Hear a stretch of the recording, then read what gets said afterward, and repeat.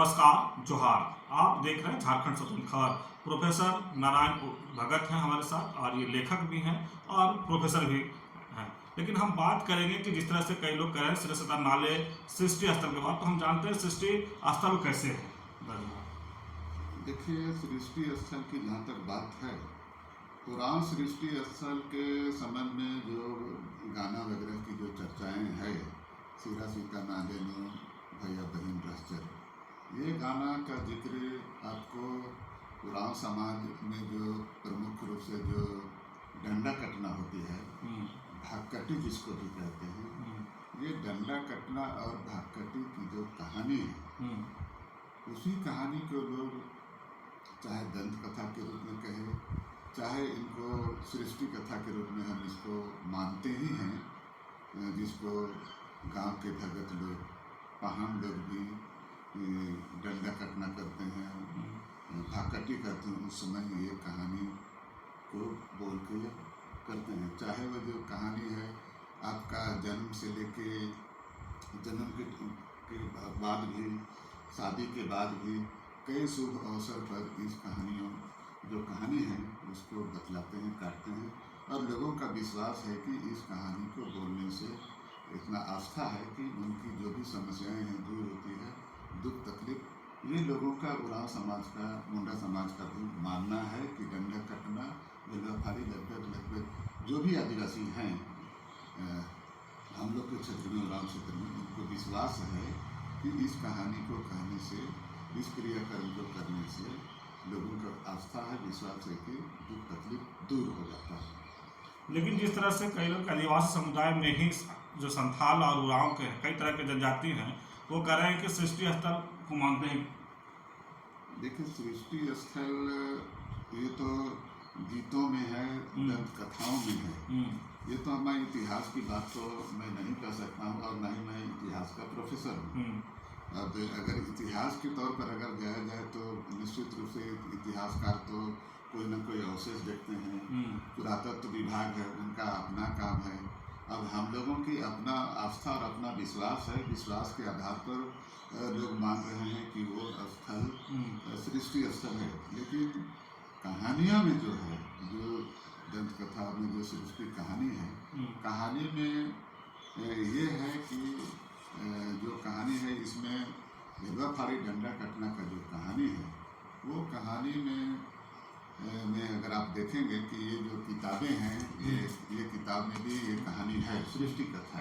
हाँ, सृष्टि कथा इस कहानी में भी है, जबकि ये जो किताब आज से 100 साल पहले की है, तो 100 साल पहले के किताब को भी मैं देखा हूँ, और समाज में जो क्रियाकर्म होता है, जो कर्मकांड होता है डंडा कटना, बेलवाफारी के बीच में, तो उसमें जो भी कहानियाँ आती है, लगभग इस किताब में जो अनुवाद किया हुआ है, ये पहले अंग्रेजी वर्षन था जिसको अनुवाद किया हुआ है, और इसमें भी कुड़ुख भाषा में है, और ये कुड़ुख भाषा में जो है यही कहानी को भगत लोग, पहाड़ लोग, चाहे जो भी जानकार हैं, वो बतलाते हैं। और मैं भी इसी के आधार पर बताने का आपको प्रयास कर रहा हूँ, आपको समझाने का प्रयास कर रहा हूँ कि इसमें जो कहानी है, और मैंने भी अपनी कहानी में जिक्र किया है अपनी किताबों में, ये छटनागपुर के उरांव रीति रिवाज ये बहुत पहले छपी हुई है, इसमें भी कुड़ुख भाषा में इस कहानी का जिक्र किया हुआ है, स्पष्ट रूप से जिक्र किया है, इसमें कोई छिपी हुई बातें नहीं है। और मैं इन कहानियों के साथ में जो भी गाँव बाजार के लोग जो करते हैं उनके साथ में वेरीफाई भी किया हूँ, उसके आधार पर मैं बोल रहा हूँ। तो ये जो कहानी में है, इसमें देखते हैं कि एक जो राक्षस राज रहता है, जो प्रत्येक दिन मनुष्य का संहार करता है, जो उनके दरवाजे पर जाते हैं तेल पहुंचाने के लिए, चावल पहुंचाने के लिए जाते हैं, उनको वो खा जाते थे। तो देखते हैं मैंने धर्मेश महादेव जी देखते हैं कि जितना भी मनुष्य का जो सृजन किया गया है वो समाप्त कैसे हो जा रहा है। तो उनको चिंता होती है। पार्वती जी कहते हैं कि आप तो स्वयं को भगवान समझते हैं, तो कहाँ जा रहे हैं आप जानिए। तब महादेव जी को पता चलता है कि अरे वो तो एक राक्षस के पेट में सब मनुष्य चला जा रहा है। तब ये अपना भेष बदल करके उस राक्षस को मारने के लिए जाते हैं। ये अपना तलवार और त्रिशूल को कहते हैं हम लोग बामन, मैंने बालम कहते हैं।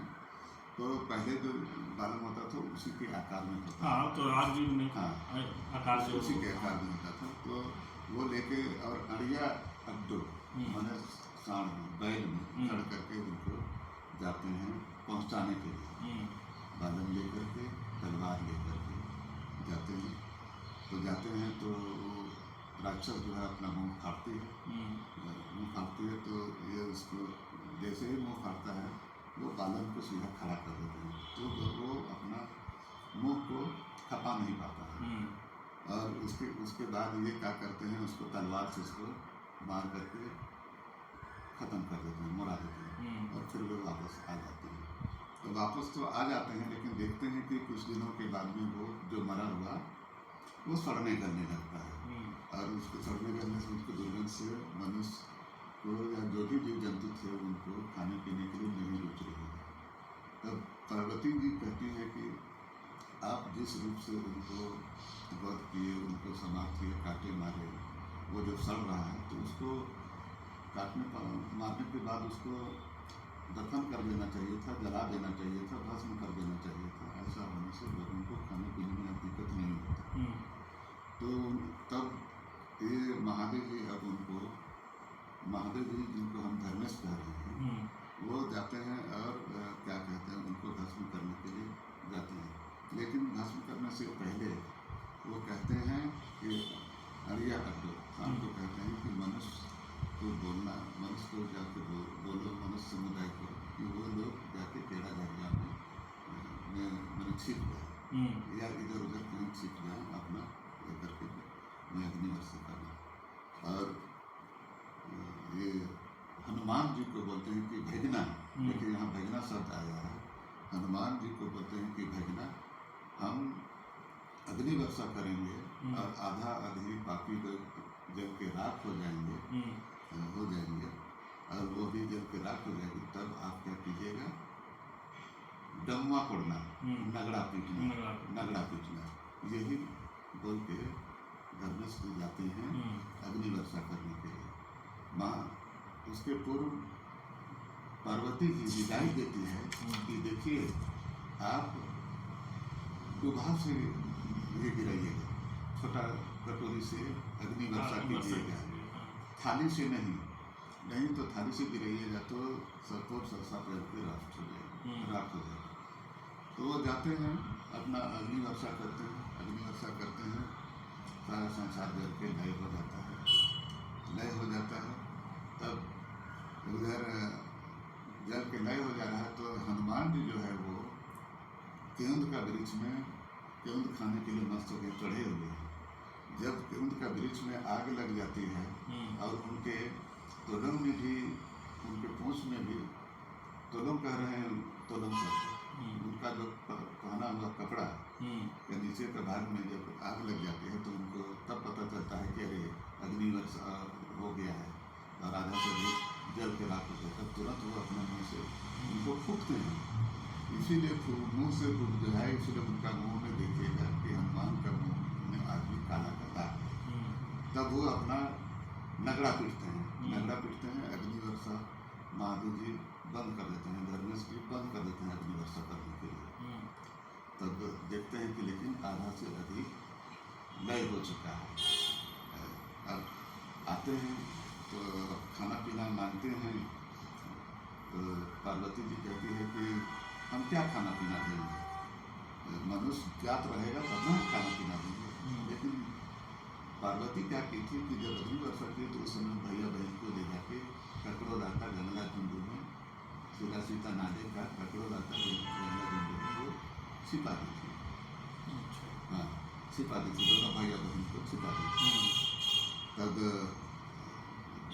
तो नए हो गया है, सब कुछ लग गया, तो संसार में कुछ नहीं, खाने पीने का कुछ भी रहा नहीं, खेती बाड़ी है नहीं कुछ खाने का, तो अब क्या खाना पीना देंगे। तो जब खाना मांगते हैं तो ये खिचड़ी बना के देते हैं, ईसा लिपटे, सूर्य लिपटे, बना के देते हैं, खिचड़ी बना के। तो महादेव जी को बहुत कष्ट होता है कि वो बोलते हैं कि पार्वती तुम क्यों हमको साध रही हो, क्यों हमको तकलीफ दे रही हो, हमको अच्छा खाना पीना क्यों नहीं दे रही। तो कहते हैं कि जाओ तुम मनुष्य जात खोज के लाओ। अच्छा, पार्वती जी कहते हैं? हाँ, पार्वती जी महादेव जी कहते हैं कि जाओ तुम ये खोज के लाओ, मनुष्य जात खोज के लाओ, तभी हम तुमको खाना पीना अच्छा देंगे। तो उतर जाते हैं, तो उधर भी नहीं मिलता है, दक्षिण जाते हैं, उधर भी नहीं मिलता है। तो फिर पूरब जाते हैं कि भैया बहन को माने खोजने के लिए। वो जब जाते हैं तो वो शिकार खेलने के बहाने जाते हैं, साथ में लीली भूली खैरी कुटी 2 कुत्ता कुतियों को भी लेके जाते हैं। छछड़ा बेचना मनुष्य शिकार खेलने के लिए जाते हैं। तो पूरब की ओर जाते हैं, उधर मिलता है। अंत में लास्ट में पश्चिम की ओर जाते हैं, तो जिनको वही कुत्ता को लेके जाते हैं, लीली भूली खैरी कुट्टी को लेके जाते हैं, कुत्ती को लेके जाते हैं। तो देखते हैं कि एक भैया बहन ककड़ो लाता, हाँ, सीधा सीता ने आगे तक ककड़ो लाता में छिपे हुए हैं। अब वहीं उनको मिला, कुत्ता को भूगू भूगू करते जा रहे, तो अरे रहो रहो करके, ये मेरा नाती नतीन लोग है, मेरा नाती लोग है, नाती नतीन लोग है, तो इसलिए आजा नाती का रिश्ता है, आजा नाती का रिश्ता। उसके बाद वहीं से वो अपना दोनों भाई बहन को खोज करके अपना वापस आ जाते हैं। तब इनको अच्छा खाना पीना मिलता है, मैंने पसंद के लायक खाना पीना मिलता है, और तब से रह रहे हैं। उसके बाद उनको लेके आने के बाद तब यही दोनों भाई बहन को काम करने के लिए, जीवन यापन करने के लिए सिखाते हैं। और यही भैया बहन से बाद में उनको खेती करने, बारी करने के लिए सब कुछ सिखाते हैं। उसके बाद इन्हीं भैया बहन से, दोनों भैया बहन से मानव सभ्यता की विस्तार हुआ, इन्हीं से वंश वृद्धि हुआ। तो हम यही विश्वास करते हैं कि उन्हीं भैया बहन से हमारे वंश का विस्तार हुआ। लेकिन कई लोग कहते हैं कि संथाल और मुंडा जो है, जब प्रोटो ऑस्ट्रेलिया समूह से आते हैं, लेकिन जबकि उरांव द्रविड़ से आता है, दोनों फिर कैसे बने? देखिए, आपका कहना बिल्कुल सही है कि देखिए हम लोग उरांव लोग द्रविड़ भाषा परिवार के हैं, और द्रविड़ों को देवता महादेव और पार्वती को ही लोग मानता है। और हम लोग एक तो द्रविड़ भाषा परिवार के भी हैं, और इसलिए हम लोग महादेव और पार्वती के साथ हम लोगों का पूर्वजों ने आजा नाती का रिश्ता रखा है। हम लोग इसी को सृष्टि करता मानते हैं। इसीलिए आप ध्यान दिए होंगे कि देहात इलाका में जब कर्म पर्व होती है, तो कहानी कहने के पहले जो पहला संबोधन होता है नारियों के लिए, तो सुनारे पार्वती मने, और पुरुष वर्ग के लिए जब संबोधन होता है तो सुनारे महादेव मने। तो महादेव मने और पार्वती मने, मैंने किसी एक व्यक्ति के लिए नहीं, समूह के लिए संबोधन होता है, समूह के लिए संबोधन होता है। तो इससे स्पष्ट होता है कि हमारे भी जो पूर्वज मैंने हमारे जो आदि देवता के रूप में महादेव और पार्वती रहे हैं, ऐसा मेरा मानना है। और इसीलिए हम जन्म से लेके मृत्यु तक का, मृत्यु से पहले तक का जो भी कर्म कांड है, हम डंडा कटना भाकटी के रूप में जो करते हैं, उसमें हम इन्हीं कहानियों को हम कहते हैं मुख्य रूप से। लेकिन एक और कहानी है सरस्वती नाले की, कि सरस्वती नाले को लेकर के एक कहानी बताया जाता है कि चाला और धर्मेश मिलन से 7 बेटा और 7 बेटी पैदा हुए। जब जवान हो जाते हैं तो वही 7 जोड़ा अलग अलग जंगल में जाके रहने लगते हैं। इसी से आदिवासी जाति का मुंडा, खड़िया हो, संथाल, असुर और बिरहोर के रूप में जाना जाता है। इसकी सच्चाई क्या है? देखिए, ऐसा इसलिए नहीं कहा जा सकता है क्योंकि देखिए हर एक समुदाय का अपना अपना अलग दंत कथा है। इसलिए सभी जनजाति के लिए यही सृष्टि स्थल है या यही मानक होगा, ये नहीं कहा जा सकता है। समझे ना? चूँकि उनका हाँ ये है कि उरांव और मुंडाओं का लगभग मिलती जुलती है, और उरांव क्षेत्र में जो मुंडा वाहन भी हैं वो इसी कहानी को कहते हैं। समझे ना? इसी कहानी को कहते हैं उरांव, मुंडा और कुछ अंश खड़ी है। सभी को मैं नहीं कर सकता हूँ। लेकिन अन्य बाकी जो जनजाति है, लेकिन मुंडा का भी सृष्टि कहानी और भी है, और भी है। उनके अपनी परंपरा के अनुसार, अपनी भाषा के अनुसार, और मुंडा अलग भाषा परिवार का है, पुराण लोग अलग भाषा परिवार का है, इसलिए एक ही होगा यह कहना न्याय संगत तर्क संगत नहीं लगता है, नहीं लगता है। और जहाँ तक आपने कहा चाला बच्चों और चाला, देखिए यहाँ इस कहानी के, देखिए ये जो भेगाफाड़ी डंडा कटना में चाला आयु का यहाँ कहीं पर जिक्र नहीं है। कोई भी भगत, कोई भी डंडा कटना करने वाला, ये आपका जो डंडा कटना कहानी में चाला आयु का जिक्र नहीं करता है। और अब तक जितने भी किताबें लिखी गई हैं, पहले मेरे से पहले 100 साल पहले ये किताबें लिखी गई है, और इन्होंने भी कई किताबों का जिक्र करके ही लिखा है। और मैंने देखा है कहीं भी उस भगत लोगों को कि डंडा कटना में चाला आयन का जिक्र लोग नहीं करते, इसलिए धर्मेश एक अलग है। देखिए पर इस बात को समझना होगा कि धर्मे और धर्मेश, धर्मे कहने से निराकार भगवान का कोई स्वरूप नहीं है। और इसीलिए हम लोग जब वो जो अंडा देते हैं भेगाफाड़ी के समय, तो अंडा तो वो निराकार है, तो हम लोग मानते हैं कि हमारा जो भी भगवान है वो निराकार है, उसका कोई आकार प्रकार नहीं है। इसीलिए पूजा करते समय कहता है कि हे धर्म निंदा खेडमल का कुकमल का जिया हृदय, माने हाथ नहीं है, पैर नहीं है, निराकार चीज को हम आपको अति के रूप में चढ़ा रहे। तो अंडा को हम दो तरह से मान सकते, एक तो विश्व ब्रह्मांड गोल है, पृथ्वी गोल है, और ईश्वर का कोई स्वरूप नहीं है। इस रूप से हम लोग उनको देखते हैं जो अंडा देते हैं। तो यहाँ यही महादेव और पार्वती जो भैया बहन को पालते हैं और उसी से वंश वृद्धि होती है, इसी की कहानी को डंडा कटना भेगाफाड़ी में कही जाती है। तो यहाँ पर आपको चाला आयन का इससे कोई संबंध नहीं है, कहीं संबंध नहीं। ये मैं मुश्किल से 10-12 साल से ये चीज़ को मैं जान रहा हूँ, लेकिन इसके पहले जितने भी बुजुर्ग हैं, आज भी अगर कोई बुजुर्ग लोग होंगे जो मैंने 70-80 साल के होंगे, वो भी इस कहानी को अच्छी तरह से जानते हैं कि ये जो भेगाफाड़ी का कहानी, डंडा कटना का कहानी और वो चालायन का संबंध बिल्कुल अलग है। चालायन के लिए, सरनाथ जगत के लिए हर गांव में अलग अलग स्थान है, अलग अलग उनकी मान्यता है, उनको हम भी विश्वास करते हैं। चालायन है, सरना माँ है, हम भी विश्वास करते हैं, लेकिन इससे उनका कोई संबंध नहीं है। उसको चालायन का जगह नहीं कहा जा सकता है। उसको भैया बहन का छुपा हुआ, उनका बसा हुआ वो जगह हम मान सकते हैं, लेकिन चालायन का उससे कोई रिश्ता नहीं है।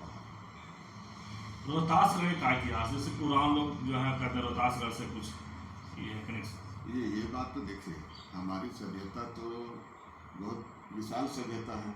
हम तो ये भी कहते हैं रोहतासगढ़ की बात कर, हम तो सिंधु घाटी सभ्यता की भी बात कर रहे हैं। सिंधु घाटी द्रविड़ सभ्यता थी और हम उसी अथी के हैं। तो मनुष्य का तो देखिए, आज जहाँ हम माने जहाँ पानी है, हो सकता है किसी जमाने में पहाड़ रहा होगा, जो पहाड़ था वो पानी हो गया होगा। तो मनुष्य का सृजन विर्जन तो जैसे जैसे विकास हुआ, वैसे ही सभ्यता संस्कृति यहाँ से वहाँ माइग्रेशन होना स्वाभाविक है। तो जहाँ तक रोहतासगढ़ की बात जब कर रहे हैं, तो रोहतासगढ़ में हमारे राजा थे। रोहतासगढ़ से संचालित होता था, पूरा उरांव प्रदेश संचालित होता था, वो हमारे महाराजा थे। इसीलिए तो 3-4 स्टेट का सेंटर पड़ता है मोटा मोटी आपका रोहतासगढ़। और सिंधु घाटी का बात की द्रविड़ से उरांव लोग आप लोग आते हैं, लेकिन फिर यही जो नाल कहेंगे कि वहाँ पे सृष्टि के लोग कह रहे हैं सृष्टि, तो इस कैसे दोनों का ये आप करेंगे? देखिए, इसको तो कोई विद्वान ऐसा स्पष्ट नहीं कर सकता है कि मेरा मैंने जन्म वहीं हुआ होगा, ये कोई विद्वान नहीं कर सकता है। क्योंकि जब हम सिंधु घाटी सभ्यता का जिक्र करते हैं, तो अगर आप इतिहासकार से पूछिएगा कि भाई सिंधु घाटी सभ्यता का कितना ईस्वी पूर्व था, ये भी सवाल आता है। तो अब ये भी कहना है कि सिंधु घाटी सभ्यता से पहले और कहीं मनुष्य का कहीं और जन्म लिया होगा, ये भी कहना मुश्किल है। तो इस तरह हम नहीं कह सकते हैं, हम बिल्कुल दावा नहीं कर सकते हैं कि हम सिर्फ वहीं से जन्मे।